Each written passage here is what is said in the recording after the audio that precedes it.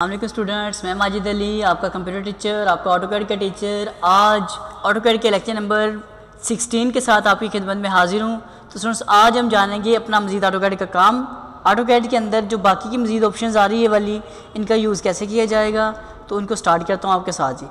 Page setting हमारे पास हमने done की थी, जो बाकी सेटिंग है वो मैं आपके सामने डन कर लेता हूँ जी। जो यूनिट्स हैं उनको प्राइमरी यूनिट्स करना पड़ता है, ये रिक्वायर्ड है, मैं वो करता हूँ। टेक्स्ट में जाकर इसकी हाइट हम कर लेते हैं लाइक 7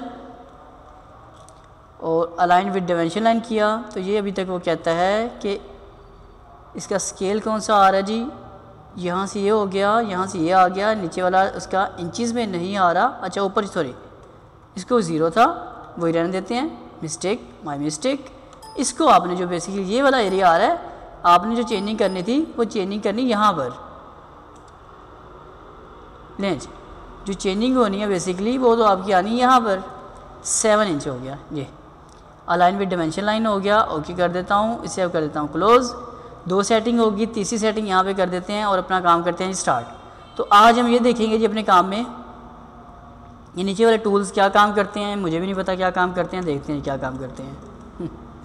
एक रेक्टेंगल ड्रॉ किया जी, मुझे पता क्या काम करते हैं, इसलिए आपको बताने के लिए हाजिर हूँ। एक ऑप्शन है हैच।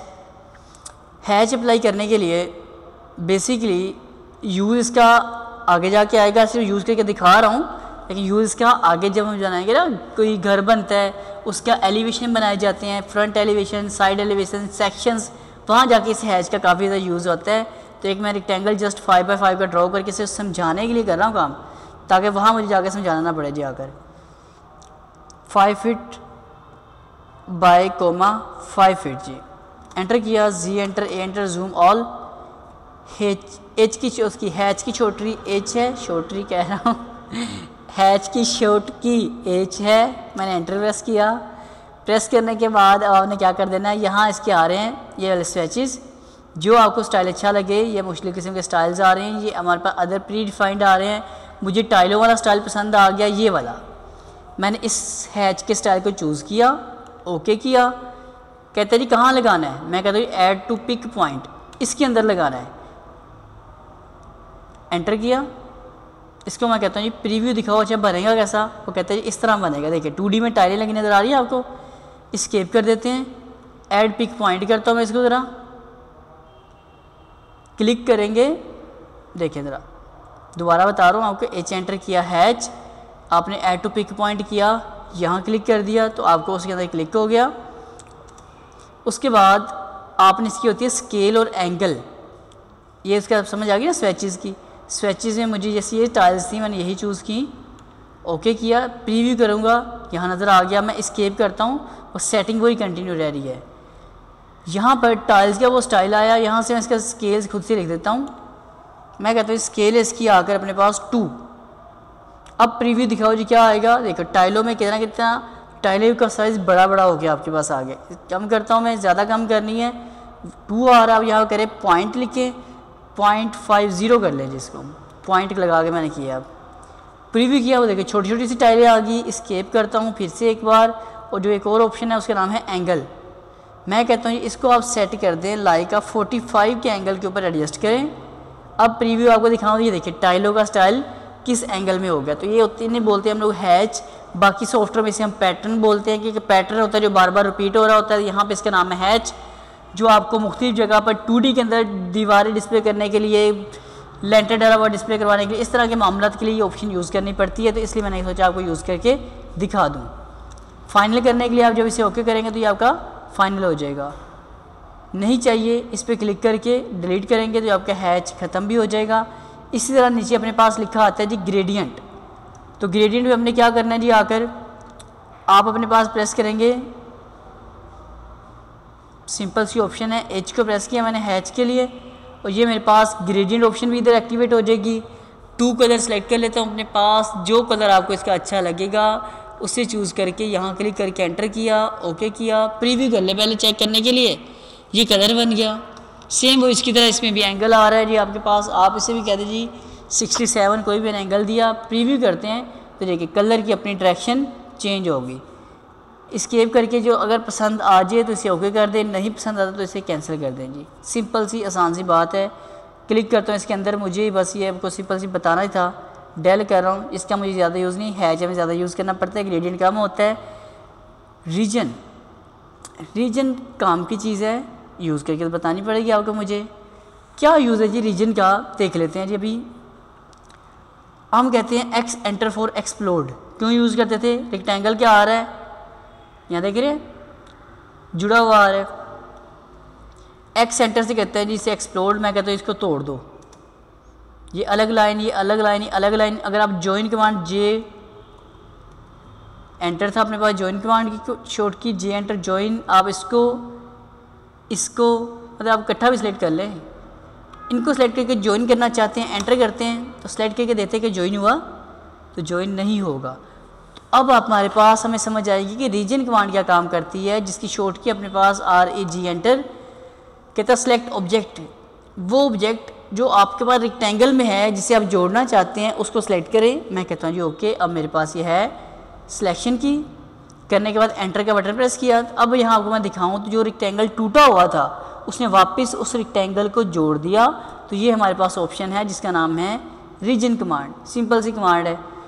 आगे ऑप्शन आ रही टेबल की, क्लिक कर देता हूँ टेबल ऑप्शन पे। तो टेबल ऑप्शन क्या कहता है जी 5x1 कॉलम रोज आ रहा है, मैं ओके कर देता हूँ इसको सपोज जी। क्लिक किया, क्लिक करने के बाद यहाँ मैं लिख देता हूँ जी अपने पास आकर मास्टर बेड, कि ये मेरे पास ये मास्टर बेड बना आ रहा है। इसको सेलेक्ट करें टेक्स्ट लिखने के लिए, यहाँ से इसका राइटिंग स्टाइल कोई बदलें, वरदाना कर लेता हूँ मैं।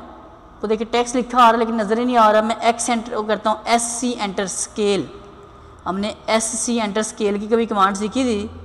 क्लिक करके एंटर, इसको मैं कहता हूँ जी आप 4 गुना इसको बड़ा कर दो, बड़ा किया। अब मैं इसको जूम करके आपको दिखाना चाहूँगा। ये देखो जी, जब भी कोई प्रोजेक्ट बनता है उसकी सारी डिस्क्रिप्शन हमने एक साइड के ऊपर बनाई होती है, तो वहाँ पे आपको कितने कॉलम और कितने रोज़ बनाने हैं वो आप यहाँ से स्टार्ट कर सकते हो। TABLE टेबल, एंटर किया, टेबल का पूरा नाम लिखा हमने जी, क्योंकि T लिख के अगर मैं एंटर करता हूँ तो आपके सामने जो उसके नीचे वाली कमांड है टेक्स्ट की वो आ जाएगी। मैंने टेबल पे क्लिक किया, टेबल की क्या हेडिंग लिखनी है वो लिखेगी। अब मास्टर बेड में क्या है जी, 2 हम कहते हैं रूम है, एक आ रहा है कैबिनेट आ रही है, जो जो इसमें अंदर इन्फॉर्मेशन हमने रखी होगी मास्टर बेड के मतलब 2D में, वो सब आप यहाँ डिफाइन कर। 2 विंडोज़ हैं, एक बाथरूम की विंडो है, एक बेड की विंडो है, जो भी आपको इन्फॉर्मेशन लगती है आप यहाँ पे पुट करवा सकते हैं जी।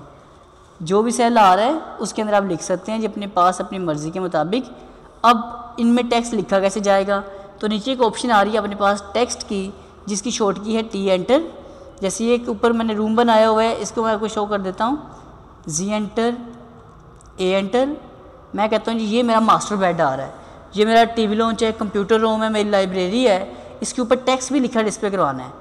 आप टेक्स्ट टूल पे क्लिक करें, इसको पहले एक ड्रॉ करें और यहाँ पे इसका राइटिंग स्टाइल चूज़ करें कोई अपनी मर्ज़ी का जो आपको अच्छा लगेगा। मैं फ़िलहाल ये कर देता हूँ।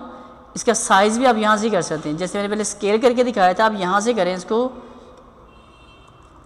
30 साइज़ किया मैंने। 30 साइज़ के बाद टेक्स्ट पहले अपना लिखना है आपने जी। पहले मैं टेक्स्ट लिख के देता हूँ। मैं कहता हूँ ये अपने पास कंप्यूटर रूम, सिलेक्शन की टेक्स्ट की, यहाँ से आके मैं कह देता हूँ खुद से 20 लिख देता हूँ ज़रा और इसे ओके कर देता हूँ। Z एंटर, A एंटर करते हैं तो ये देखें टेक्स्ट का साइज़ बहुत बड़ा हो चुका है। आप इस पर डबल क्लिक कब कर सकते हैं, टेक्स्ट के ऊपर ही डबल क्लिक किया। डबल क्लिक करने से क्या होगा, आपके साथ हमने इसके कंट्रोल आ जाएंगे और चलो भाई कंट्रोल डिस्प्ले करो हमें। 1 मिनट मैं सिलेक्शन ख़त्म कर दूँ ज़रा जी।